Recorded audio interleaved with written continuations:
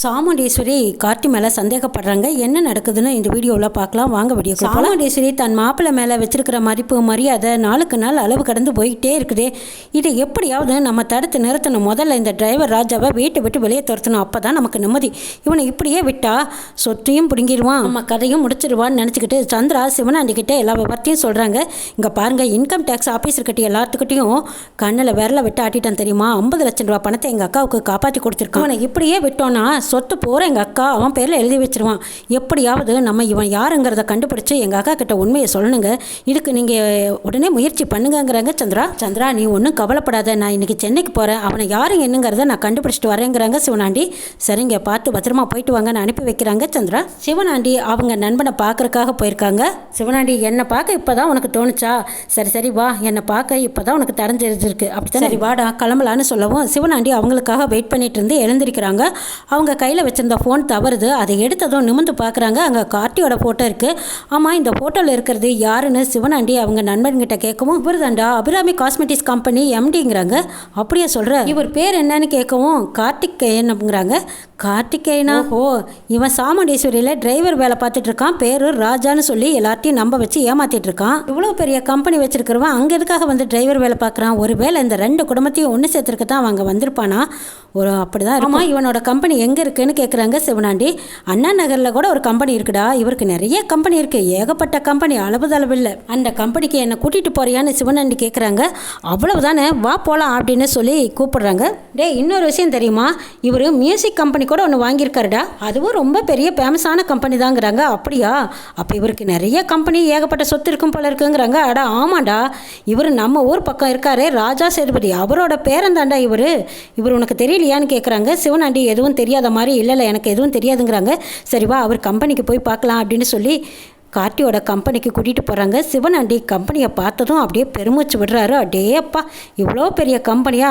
இவனுக்கு என்ன தலையெழுத்தா? சாமுண்டீஸ்வரி வீட்டில் வந்து கொத்தடிமை வேலை பார்த்துட்டு இருக்கணும்னு வந்து டிரைவர் வேலை பார்த்துட்டு இருக்கான். இதெல்லாம் இவனுக்கு தேவையா? இவ்வளோ பெரிய கம்பெனியை வச்சுக்கிட்டு இவன் ஏன் அங்கே வந்திருக்கான்? இந்த 2 குடும்பத்தையும் ஒன்று சேர்த்தணுங்கிறக்காக இப்படி வந்து கஷ்டப்படணுமா என்ன அப்படின்னு சொல்லிட்டு கம்பெனிக்குள்ளே போய் பார்க்குறாங்க.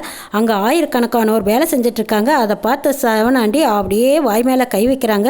ஏண்டா, இவ்வளோ பெரிய கம்பெனிக்கு சொந்தக்கார அவனாங்கிறாங்க. ஆமாண்டா, அண்ணன் தம்பிங்க 3 பேர், அவங்க அம்மாவும் இந்த கம்பெனி பொறுப்பை எடுத்து நடத்துவாங்க. பெரும்பாலும் தொழில் சம்மந்தப்பட்ட விஷயங்கள் எல்லாம் இவர் தான் பார்த்துக்கிறாரு.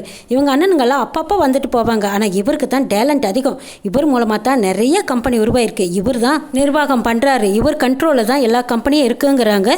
இதை கேட்டு தான் சிவனாண்டிக்கு அதிர்ச்சி மேலே அதிர்ச்சி. இவ்வளோ சின்ன வயசில் எவ்வளோ டேலண்டாக இருக்கான். அதனால தான் இவங்கிட்ட முட்டி மோதினாலும் ஜெயிக்கவே முடியல. இவனோட பலம் தெரியாமல் இவங்ககிட்டையும் நாம் மோதி தோற்று போயிட்டோமே. சரி, இந்த விஷயத்த உடனே நம்ம சந்திரா கிட்ட சொல்லி ஆகணுன்ட்டு சிவனாண்டி அவங்க ஃப்ரெண்டுக்கிட்ட சொல்லிட்டு கிளம்புறாங்க. என்னடா அதுக்குள்ளே வந்ததும் வராதுமா கிளம்புறியே, வா நம்ம ஊரில் இருந்துட்டு 2 நாள் இருந்துட்டு சுற்றி பார்த்துட்டு மறுபடியும் போகலான்னு கூப்பிட்றாங்க. இல்லை எனக்கு ரொம்ப அர்ஜென்ட்டான வேலை இருக்குடா, நான் போயே ஆகணும்னு சிவனாண்டி சொல்லிட்டு ஊருக்கு வராரு. வராதுக்கு முன்னாடி சந்திராவுக்கு ஃபோன் பண்ணுறாங்க. சந்திரா, நாம் சந்தேகப்பட்டது சரியாக போச்சு. சாமுண்டீஸ்வரி வீட்டில் வேலை பார்க்குறானே டிரைவர் ராஜான்னு நாம் நினைக்கிறோம். ஆனால் அவனுக்கு சென்னையில் எவ்வளோ பெரிய கம்பெனி இருக்குது தெரியுமா? அண்ணாந்து பார்க்குற அளவுக்கு சொந்த கட்டடம், அவ்வளோ பெரிய கம்பெனியை நிர்வாகம் பண்ணிகிட்டு இருக்கிறவன் இன்றைக்கி இந்த வீட்டில் வந்து டிரைவர் வேலை பார்த்துட்ருக்கான்னா அந்த பரமேஸ்வரி கிழவி குடும்பத்தையும் இந்த குடும்பத்தையும் ஒன்று சேர்த்துறதுக்காகத்தான் சந்திரா வந்திருக்கான். ஒன்றும் சாதாரண ஆள் கிடையாதுங்கிறாங்க. அப்படியே சொல்கிறீங்க? அப்போ இது எங்கள் அக்கா கிட்ட நான் சொல்லட்டுமாங்கிறாங்க. சொல்லுங்கிறாங்க சிவனாண்டி. அக்கா, இந்த இவன் டிரைவர் கிடையாது, இவன் பேர் ராஜா இல்லைங்கிறாங்க. என்ன சந்திரா சொல்ற? இவன் பேர் ராஜா இல்லைங்கிற, டிரைவர் இல்லைங்கிற, என்ன ஏமாத்திட்டாருங்கிற? அவர் என்ன நம்மளை ஏமாத்தினாரு? அவரு நம்ம பொண்ணு ரேவதியை கல்யாணம் பண்ணியிருக்காரு. அவரு நம்ம வீட்டு மாப்பிள்ளை, அவருக்கு மரியாதை கொடுத்து மதிப்பா பேசுங்கிறாங்க. இதான் அப்படி நினைச்சிட்டு இருக்கேன், அவன் நம்மளை ஏமாத்திட்டாங்கிறாங்க. என்ன சந்திரா சொல்ற? உண்மையை சொல்லுன்னு கேட்கவும், இவன் யார் தெரியுமா? ராஜா சேதுபதி, அந்த கிழவி பரமேஸ்வரியோட பேரவன். இவன் பேரு கார்த்திகேயனா, ராஜா கிடையாது. இவன் நம்மளை ஏமாத்துறதுக்காக நம்ம வீட்டில் டிரைவர் வேலை பார்க்குறான். இதில் 10க்கு நம்ம ரேவதியும் அவனுக்கு கல்யாணம் பண்ணி வச்சு ஏமாந்து நிற்கிறோக்காங்கிறாங்க. சந்திரா, நீ சொல்கிறதெல்லாம் உண்மையாங்கிறாங்க. ஆமாக்கா, நான் சொல்கிறதெல்லாம் உண்மை. உனக்கு நம்பிக்கை இல்லைனா இப்போவே கிளம்பு, சென்னைக்கு போகலாம். இவன் கம்பெனி எங்கே இருக்குன்னு எனக்கு தெரியும். அங்கே நான் உன்னை கூட்டிகிட்டு போகிறேன். அங்கே போய் விசாரிச்சா உண்மையெல்லாம் தெரிஞ்சு போயிருங்கிறாங்க. சரிவா, இப்போவே கிளம்பலான்னு சாமுண்டீஸ்வரியும் சந்திராவும் உடனே சென்னைக்கு கிளம்பி போகிறாங்க. மயில் வாகனம் ராஜராஜன் 2 பேர்த்துக்கும் ஐயோ உண்மையெல்லாம் தெரிஞ்சிருச்சு. இந்த சந்திரா எப்படியோ போட்டு உடச்சிட்டாலே. இப்போ சாமுண்டீஸ்வரிக்கு உண்மை தெரிஞ்சுட்டா பெரிய ரகலை ஆயிடுமே, என்னமா அப்ளை பண்ணுறதுங்கிறாங்க ராஜராஜன்.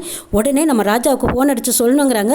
கார்த்திக்கு ஃபோன் பண்ணுறாங்க. கார்த்திக் விவரத்தை கேட்டதும் சரி பயப்படாதீங்க நான் பார்த்துக்கிறேன்னு சொல்லிட்டு அங்கே கம்பெனியில் இருக்கிற இளையராஜாவுக்கு ஃபோன் பண்ணுறாங்க. ராஜா எங்கள் சின்னத்தையும் பெரியத்தையும் அங்கே வருவாங்க, சமாளித்து அனுப்புங்கிறாங்க. இதை கேட்ட இளையராஜா ஐயோ மாப்பிள்ள உங்கள் மாமியார் பார்த்தாங்கனாவே எனக்கு கை காலெல்லாம் உதறும், இதில் அவங்க கிட்ட நான் எப்படி நீதான்னு சொல்லி சமாளிப்பேன். நீ எதுவும் பேசாத, எதுவும் பேசாமல் நீ ஹெட்செட்டை காதில் மாட்டு, நான் என்ன சொல்லி கொடுக்குறனோ அதன்படி பேசு போதுங்கிறாங்க.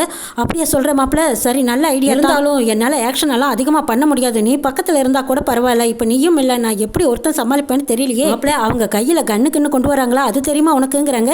அதெல்லாம் எதுவும் பண்ண மாட்டாங்கடா, நீ பேசுகிற வதையில் பேசு, நான் சொல்லி கொடுக்குற மாதிரி பேசி சமாளித்து அனுப்புங்கிறாங்க. சரிங்கிறாங்க இளையராஜா. சாமுண்டீஸ்வரியும் சந்திராவும் கார்த்தியோட கம்பெனிக்கு போனதும் நாங்கள் எம்டியை பார்க்கணுங்கிறாங்க. உள்ளதான் இருக்காங்க மேடம் போய் பாருங்கன்னு சொல்கிறாங்க. சாமுண்டீஸ்வரியும் சந்திராவும் எம்டி ரூமுக்கு போகிறாங்க. இந்த கம்பெனி மட்டும் நம்ம டிரைவர் ராஜாவதா இருந்தால் போன வேகத்தில் அந்த ராஜாவை நான் சுட்டு பொசுக்கிடுவேங்கிறாங்க சாமுண்டீஸ்வரி. அக்கா அந்த உண்மையை கண்டுபிடிக்கிறதுக்கு தானே வந்திருக்கோம், வந்து நீ வேணாலும் கேட்டு பாரு, கிழவியோட பேரன் நம்ம வீட்டில் இருக்கிற ராஜா தான், அந்த ராஜாவோட கம்பெனி தான் இது இருக்கலான்ட்டு கார்த்தியோட கேபின்குள்ளே போகிறாங்க. அங்கே போய் பார்த்தா இளையராஜா உட்காந்துருக்காங்க. சந்திரா பாத்தியா அந்த கிழவியோட பேரன் இவன் தான், இந்த கோமாளி தாங்கிறாங்க.